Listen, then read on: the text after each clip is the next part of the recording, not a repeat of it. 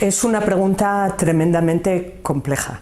El dolor es muy difícil de medir porque es algo completamente subjetivo. El dolor no solamente tiene el aspecto sensorial, como el tacto, como el oído o como el gusto, sino que tiene un componente afectivo emocional importantísimo.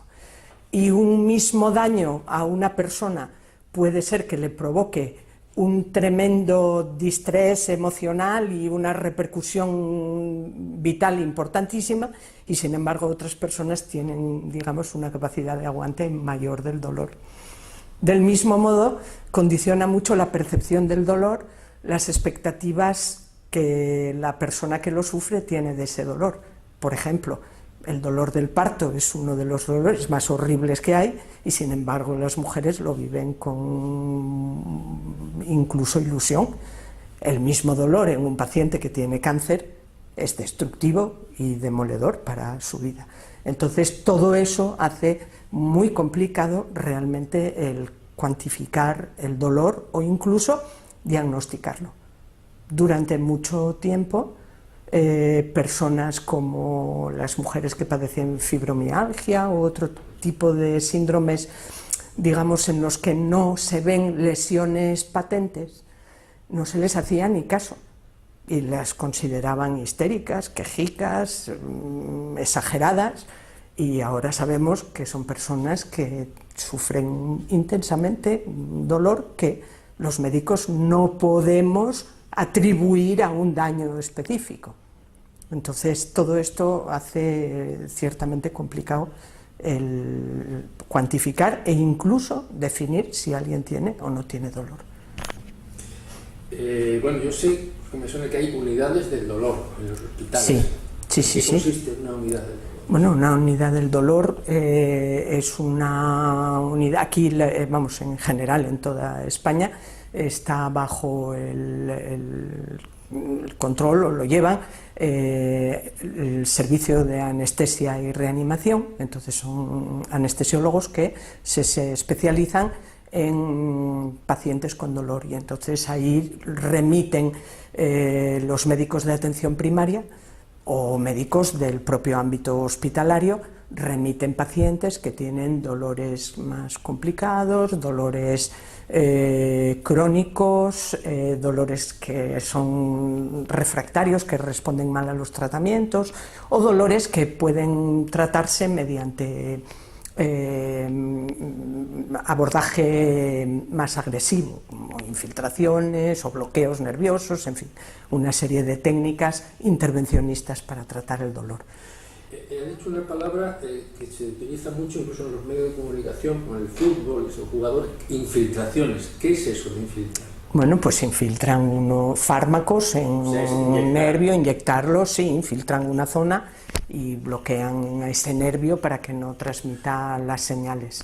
O sea, es inyectar. Eso, inyectar, sí. Infiltraciones, el jugador salió infiltrado a jugar el partido, en realidad se le ha inyectado un analgésico, ¿no? Pero infiltran una zona en concreto. No es que le pongan en vena el analgésico, sino que se aplica directamente, por ejemplo, un nervio que es el que está transmitiendo ese dolor, o puede hacer infiltrar también ganglios de nervios, en fin, con estructuras neurales más complejas.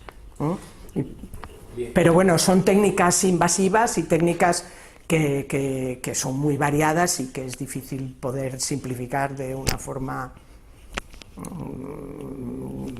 unitaria. O sea, que... No, era el concepto de infiltrar, que yo primero no... Le digo, porque el jugador tenía no sé qué y salió a jugar infiltrado.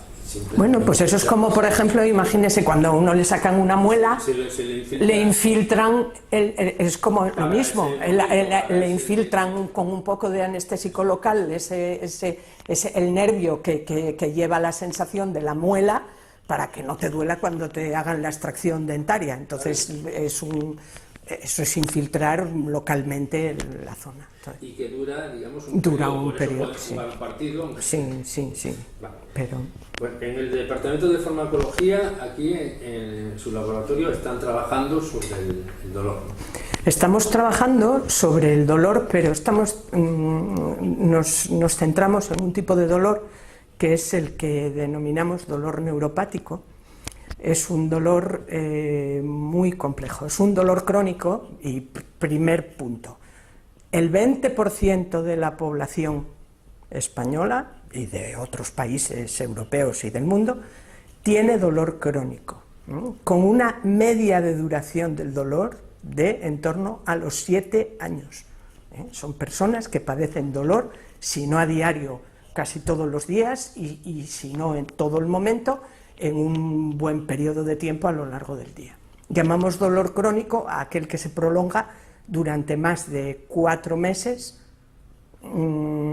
depende de escuelas, 4 meses, 6 meses, desde que un daño se curó.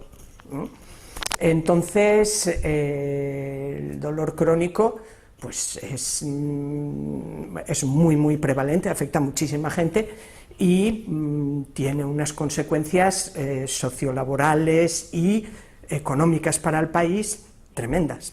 Para las personas es muy destructivo. Dentro de ese dolor crónico del que le estoy hablando, hay uno que es particularmente refractario, particularmente resistente a los tratamientos y es difícil de diagnosticar, y es el que llamamos dolor neuropático. ¿Y qué es el dolor neuropático? Pues es aquel dolor que se produce como consecuencia del daño a una estructura neural, al sistema nervioso, bien sea un nervio periférico, bien sea un daño medular, bien sea el sistema nervioso central, y se produce en miles de contextos. Bueno, por ejemplo, tras una lesión, una persona que se rompe el brazo y desarrolla en la mano un tremendo dolor neuropático que se mantiene años. Se desencadena en la diabetes, por ejemplo, los pacientes con diabetes, un daño de tipo metabólico a las terminaciones nerviosas. Hay personas con diabetes que desarrollan una neuropatía tremendamente dolorosa. Seguro que a todo el mundo le resulta muy familiar el síndrome del miembro fantasma, que es aquella persona a la que le amputan una pierna y le duele después extraordinariamente la pierna que ya no tiene. O el herpes, hay personas que después de una infección por herpes zóster desarrollan una neuralgia que dura días, meses o años. Entonces son dolores muy intensos, muy raros, entrecomillemos, no se perciben como un dolor normal. La gente lo que nota es que le quema, que le arde, como que le estuvieran quemando con un hierro candente en la zona que le duele, o le pica que no puede soportar el picor, o le dan descargas eléctricas. Es un dolor con unas características muy raras. No es como el dolor de cuando te quemas o te pinchas o te duele la cabeza, tienes una cefalea. Entonces, ese tipo de dolor, a priori uno podría pensar que es fácil de diagnosticar si tiene todas estas características, pero la realidad es que otros cuadros dolorosos no neuropáticos también pueden cursar con este tipo de síntomas. Entonces hace difícil el diagnóstico de que ese dolor está producido por el daño de un nervio. Entonces eso hace que cuando ya el médico le puede poner definitivamente la etiqueta de dolor neuropático y empezar a ponerle los tratamientos de los que disponemos ahora para ese dolor, pues si el paciente lleva mucho tiempo ya con dolor y las probabilidades de éxito de los tratamientos se reducen notablemente cuando el dolor lleva una evolución muy larga. Si nosotros podemos atajar tempranamente el cuadro doloroso con tratamientos específicos, la respuesta es mucho mejor.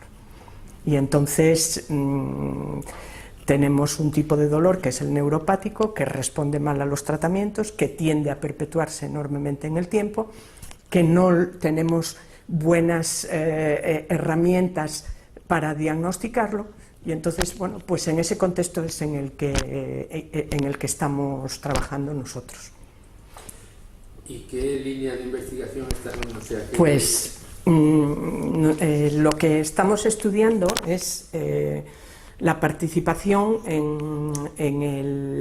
como agentes causales del dolor neuropático de unos RNAs pequeñitos que se llaman microRNAs, que hasta hace muy pocos años se creía que eran basura, que eran cosas que las células, ácidos nucleicos que las células acumulan a lo largo de la evolución, pero que dejan de servir para nada, y hasta que en un momento dado, hace unos 10 años o poco más, se les descubrió un papel tremendo en la regulación de la expresión de otros genes.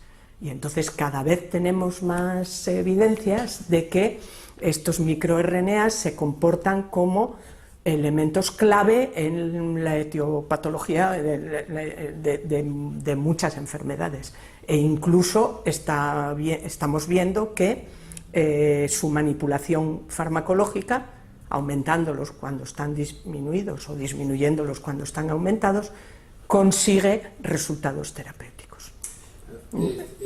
Cuando hablan de microRNA son células, ¿no? No, microRNAs es RNA, en la célula tenemos el DNA, que es el genoma, lo que nos el DNA va a dar lugar, se va a producir RNA mensajero, que ese RNA mensajero es el que da lugar a las proteínas. Entonces, es un componente que está dentro de la célula. Está dentro de la célula, sí, y es el RNA mensajero, da lugar a las proteínas. Bueno, pues estos RNAs pequeñitos no dan lugar a proteínas, sino que regulan los RNAs mensajeros que van a dar proteínas. Entonces, en definitiva, los microRNAs son como reguladores finos de la producción de proteínas de la célula. Entonces regulan muchos RNAs mensajeros, cada uno de ellos, y por lo tanto muchas proteínas, y cada vez vamos conociendo su implicación en más patologías. En nuestro caso tenemos unos hallazgos francamente muy bonitos y que yo creo que van a tener una trascendencia clínica real. En nuestro caso hemos estudiado un microRNA en particular, que es un microRNA que se llama MIR30C, y este microRNA 30C lo que vemos es que está incrementado en el sistema nervioso de animales de experimentación a los que les provocamos un dolor neuropático. Está también incrementado en su sangre y en su líquido cefalorraquídeo, de tal manera que esos niveles de ese microRNA son directamente proporcionales a la intensidad del dolor del animal. Cuando nosotros damos una molécula que bloquea ese microRNA, le producimos al animal una analgesia total y persistente, un ciclo que le damos 3 inyecciones y el animal ya se queda sin dolor para siempre. O si le damos el antimicroRNA antes de la lesión que produce el daño neural y el dolor, prevenimos totalmente su aparición. Pero esto es un hallazgo muy importante, pero además podemos ver mecanismos celulares implicados. Lo que pudimos demostrar es que esta regulación de este microRNA, cuando nosotros damos su antagonista, lo que hace es que se facilite la función de nuestro sistema endógeno, de opioides endógenos, que nos defiende del dolor. Entonces, de alguna manera, lo que demostramos es que el microRNA malvado, el que está generando el dolor neuropático, lo que está haciendo es hacer menos eficiente nuestro propio sistema de defensa contra el dolor, que es el sistema opioide endógeno, entre otros. Y cuando nosotros damos el antagonista de ese microRNA en un animal que tiene dolor neuropático, se lo quitamos por un mecanismo que implica su sistema opioide endógeno. Entonces, esto es muy interesante, pero lo que tiene una relevancia, desde mi punto de vista, mayor, no solo, esto es, digamos, una nueva diana terapéutica que en el futuro podría dar lugar a un desarrollo, esto llevará tiempo, evidentemente, a un desarrollo farmacológico que puede ser real. Pero lo que es muy importante es que nosotros hemos visto que en una población de pacientes operados en el Hospital Valdecilla, porque padecen isquemia crítica de las extremidades, algunos de ellos tienen dolor neuropático por la isquemia de la extremidad y otros no. Entonces, en una población de pacientes, lo que pudimos ver es que aquellos pacientes que tenían dolor neuropático tienen aumentados los niveles de microRNA 30C en el plasma y en el líquido cefalorraquídeo en comparación con los pacientes que no tienen dolor. Y nosotros, mediante un algoritmo estadístico, podemos predecir, o mejor dicho, discriminar. Sin saber, a mí me dan todos los pacientes con sus niveles de MIR30C y yo, aplicando este algoritmo predictor, puedo discriminar los pacientes que tienen dolor de los que no lo tienen. Eso quiere decir que este microRNA podría comportarse como un biomarcador que nos permitiría diagnosticar si el dolor de ese paciente es neuropático o no lo es. Entonces, esto evidentemente hay que validarlo en una amplia cohorte de pacientes, pero podríamos encontrarnos con un biomarcador de dolor que, como le decía antes, no tenemos. Y un biomarcador que nos puede discriminar si ese dolor es de tipo neuropático o no lo es. Esto sería importantísimo. Y otra cosa que lo que estamos haciendo, a ver, usted tiene que pensar en lo siguiente, y es que cuando a una persona le someten pues a la amputación de la pierna, o tiene un herpes, o tiene una fractura, la mayoría de las personas, cuando se cura esto, se desaparece el dolor y se acabó la historia. Solo hay unas pocas personas que desarrollan este tipo de dolor neuropático. Entonces, ahora lo que nosotros estamos intentando estudiar es que si nuestro microRNA es capaz de predecir qué pacientes van a desarrollar dolor neuropático, tipo del miembro fantasma, cuando se les amputa la pierna, y cuáles no. Entonces, si conseguimos definir un biomarcador que diga, este señor es vulnerable, este señor podría desarrollar dolor neuropático cuando le vayan a practicar una amputación u otro tipo de intervención traumática, ojo, empecemos a dar tratamientos de forma muy precoz para que esto no suceda. Entonces, esto sería muy interesante. Este trabajo, bueno, lo hemos publicado ahora muy recientemente, en agosto, en una muy buena revista que es Science Translational Medicine, que es una revista de grandísimo impacto en el ámbito de la medicina de traslación hacia los pacientes, desde la investigación básica, preclínica, a la clínica. Y esto lo podemos hacer porque tenemos una colaboración maravillosa con los anestesiólogos del Hospital Valdecilla y con los cirujanos cardiovasculares del Hospital Valdecilla. Sin su ayuda, desde luego, que no hubiéramos podido hacer toda la parte clínica del proyecto. Una cosa, ¿dónde, en este laboratorio investigan todo eso? Todo, en este y otro tenemos. Pero con ese microscopio. Con este microscopio. ¿Es el RNA? No, el RNA no. Con este microscopio lo que hacemos es el modelo de dolor neuropático que nosotros hacemos a la rata o al ratón es una pequeña lesión en el nervio ciático, y entonces eso lo hacemos bajo la lupa para poder ver y poder hacer el modelo experimental. Después, luego los RNAs, los ácidos nucleicos, los puedes extraer del plasma, de los tejidos o del líquido cefalorraquídeo, y hay un procedimiento de determinación que es estándar, que es habitual en nuestros laboratorios. Me refiero que sí. Ya con microscopio electrónico, ¿no? No, eso no lo ve. Los RNAs no los vemos al microscopio. En el microscopio lo que vemos son los daños celulares que se producen. Entonces sí podemos ver en el microscopio electrónico o en un microscopio de fluorescencia convencional, sí que podemos ver cómo cuando hay el proceso de cronificación del dolor o de instaurarse el dolor neuropático, podemos ver cómo se alteran las células, las neuronas, las glías en el sistema nervioso.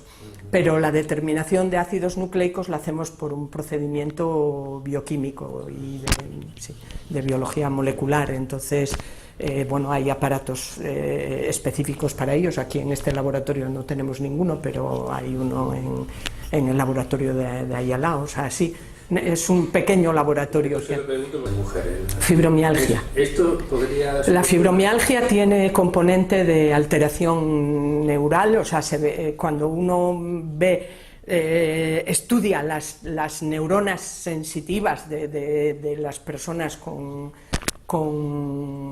fibromialgia, tienen alteraciones en sus canales iónicos, no tienen las respuestas neuronales a la activación sensorial, no es la más correcta, o sea que sí que tiene un tipo de neuropatía, o sea, ¿La solución para las personas que tienen...? A ver, la solución de momento, primero tiene que demostrarse que este antagonista de los microRNAs funciona en un grupo de pacientes más amplio. Este estudio está hecho en 25 pacientes con dolor neuropático y 30 y pico pacientes control. Entonces, eso es un número pequeño de pacientes. Lo primero que tenemos que hacer es validar los resultados en un número de pacientes mucho mayor. Y si esto funciona, podemos decir que es en este tipo específico de neuropatía. Yo no puedo decir que van a responder todos los dolores neuropáticos de cualquier origen, no. Eso hay que probarlo, es decir, ahora tendré que buscar una cohorte de pacientes diabéticos o con otro tipo o posherpéticos o traumáticos o tal, y ver si también funciona. Y luego, en última instancia, si yo pudiera demostrar en una amplia población de pacientes que mi molécula funciona, lo siguiente que tengo que hacer es ver cuál es su toxicidad. Pues yo no puedo matar pulgas a cañonazos. Los microRNAs le estoy diciendo que regulan muchísimas funciones en las células, y si yo doy algo que lo bloquea de forma universal, puedo encontrarme con efectos secundarios muy importantes, y eso hay que descartarlo. O sea, eso, digamos que desde aquí hasta que esta molécula pudiera tener una trascendencia clínica verdadera, han de pasar todavía años. Uno no puede administrar una molécula a un paciente si no sabe su eficacia y su toxicidad. De todas formas, yo que tengo amiga con fibromialgia, concretamente en Cádiz, y desde luego me da una pena. Es horrible, sí. Sí, bueno. Ellos darían todo lo que tienen mire usted, claro. Vamos a ver, este trabajo que usted desarrolla con más medios, con más inversión, ¿podría acelerarse? Bueno, yo con más medios, yo creo que no es tanto un problema de dinero como un problema de acceso al paciente y a los distintos pacientes. O sea, esto, para poder llevarlo más rápidamente a la clínica, se requiere una colaboración muy, muy importante a nivel de todo el hospital, porque si necesitas conseguir primero una población muy grande de pacientes, a lo mejor en tu propio hospital no tienes tantos pacientes con esa patología como para reclutar un número importante. A lo mejor tienes que hacer un estudio multicéntrico. O si quieres hacer de diversas patologías, bueno, pues como le digo, nosotros tenemos un muy buen entente y muy buena colaboración con los cirujanos cardiovasculares y con los anestesiólogos, y eso nos facilita el tener un determinado tipo de pacientes. Pero si quisiéramos probar traumáticos, pues bueno, tendríamos que ir al servicio de traumatología o al servicio de neurología, al servicio de rehabilitación, o sea, extender mucho más la red de influencia. Y en definitiva, para hacer eso, sí, es un fondo lo que se necesita. Bueno, no, porque todo... a ver, los hospitales están... no, pero todo esto, las personas que colaboran en el estudio no percibe céntimo alguno, ninguna de ellas. O sea, esto es... recursos humanos, gente Bueno, recursos humanos me refiero, claro, recursos humanos. Pero eso requiere un nivel organizativo muy amplio. O sea, no, el consumo económico de este estudio sería pequeño. Digamos que el poder hacer la determinación del microRNA en el plasma de un paciente, eso es muy poco dinero. Lo que se necesitaría es tener personal que te pueda hacer los análisis de muchos pacientes, porque nosotros también tenemos un número limitado de personas que trabajan en el laboratorio. Entonces, si tú tienes un número grande de personas que te pueden hacer los análisis y tienes una buena participación a muchos niveles dentro del propio hospital, pues sí que se podría llevar adelante, pero eso es complicado.